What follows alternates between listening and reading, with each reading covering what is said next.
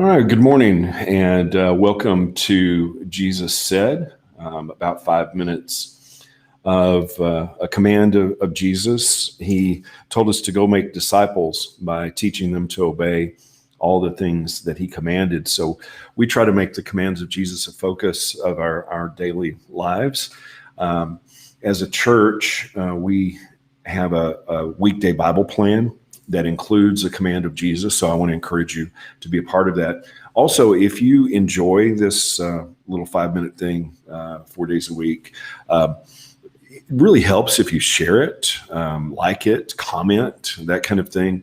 It just helps us get the word out. So I appreciate you doing that. Today's Jesus Said, we'll jump right into, it's from Matthew 5:6, which is part of what's called the Sermon on the Mount, one of the Beatitudes.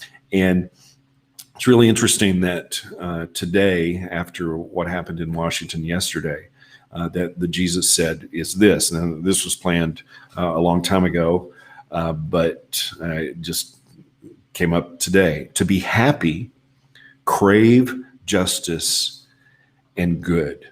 That's what Jesus said in Matthew 5:6. The wording there comes from the New Living Translation, which is one of two modern translations that I know that translate the word in this verse, righteousness, justice. And we'll talk about that in a little bit, but let me read Matthew 5:6 from the NLT. God blesses those who hunger and thirst for justice, for they will be satisfied. Something that we need to understand about all of these Beatitudes, where some of the older translations say blessed are or blessed are those that mourn, those that are poor in spirit. There's not really a verb in the original language there. This isn't kind of a response. This is a condition. God blesses those, or you are blessed when. So it's not just a, if you do this, you'll get this. It is, as you are this, then you are blessed, you are happy. And God blesses those who hunger and thirst for righteousness, for justice. It's translated here. The Greek word there can be translated both ways. Righteousness being what God gives us as we are forgiven and as we follow him. Justice being what God works through us for good. And so I really like this rendering that if we hunger and thirst after justice, that we are happy, that's where happiness lives. Jesus was talking to first century Jews who were oppressed. In fact, some of the things that Herod the Great did messed up the economy so bad in this time period. These people knew what it was like to hunger and thirst. And so Jesus was speaking their language, but he was saying, you don't need to hunger and thirst for earthly things, but hunger and thirst for God's goodness, his righteousness to actually work through you.